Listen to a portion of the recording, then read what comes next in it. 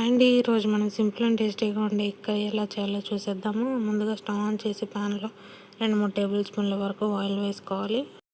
Oil వేడిన తర్వాత 2 ఆనియన్స్ని కట్ చేసుకొని వేసుకోవాలి. ఇలా మనం ఆనియన్స్ని ఫ్రై చేసుకుంటూనే మరో పక్కన 3 టమాటాలని మెత్తగా గ్రైండ్ చేసుకొని పక్కన పెట్టుకోవాలండి. ఆనియన్స్ బాగా ఫ్రై అయిన తర్వాత ఇందులోకి మనం ముందుగా గ్రైండ్ చేసుకొని పెట్టుకున్న టమాటో ప్యూరీని వేసుకొని బాగా ఫ్రై చేసుకోవాలండి. మంటను లో ఫ్లేమ్లో పెట్టి ఒక 2-3 టీ స్పూన్ల పెరుగును తీసుకొని బాగా కలపండి. బాగా కలిపిన ఈ పెరుగుని మరో పక్కన ఫ్రై అవుతున్న ప్యాన్లోకి తీసుకోండి. మంటను లో ఫ్లేమ్లో పెట్టి కుక్ చేసుకోవాలండి. ఇప్పుడు ఇందులోకి 2 టీ స్పూన్ల కారం, రుచికి సరిపడా సాల్ట్ని, అలాగే 1 టీ స్పూన్ ధనియాల పొడి, 1 టీ స్పూన్ గరం మసాలా కూడా వేసుకొని బాగా కలుపుకోవాలండి. ఒక 30 సెకండ్స్ కలుపుతూ బాగా ఫ్రై చేశాక ఇప్పుడు ఇందులోకి గ్రేవీకి సరిపడా నీళ్ళని తీసుకోండి. మరీ ఎక్కువ కాకుండా గ్రేవీకి ఎంతైతే సరిపోతాయో అన్ని వాటర్ వేసుకోండి. గ్రేవీ అనేది కొంచెం చిక్కగా ఉండేటట్టు ఇలా అరకప్పు కానీ లేదా 1/4 కప్పు కానీ వాటర్ని యాడ్ చేసుకోండి. ఇలా వాటర్ని వేసుకున్నాక ఒక 2-3 నిమిషాలు బాగా ఉడికించుకోండి.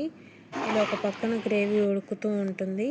మరో పక్కన ఒక 3 ఎగ్స్ని తీసుకొని డైరెక్ట్గా ప్యాన్లోకి తీసుకోకుండా ముందుగా ఒక గిన్నెలోకి తీసుకుంటున్నాను. ఇలా చేయడం వల్ల గుడ్డు షేప్ అనేది పాడవకుండా ఉంటుంది. మీరు కావాలంటే డైరెక్ట్గా అయినా తీసుకోవచ్చు. సో ఇలా ఒక్కొక్క గుడ్డును పగలగొట్టుకుంటూ ప్యాన్లోకి తీసుకోండి. ప్యాన్లోకి తీసుకునేటప్పుడు కర్రీని ఇలా కొంచెం జరిపి గుడ్డు మిక్స్ని వేయండి. ఇలాగే అన్నీ వేసేసుకోవాలి.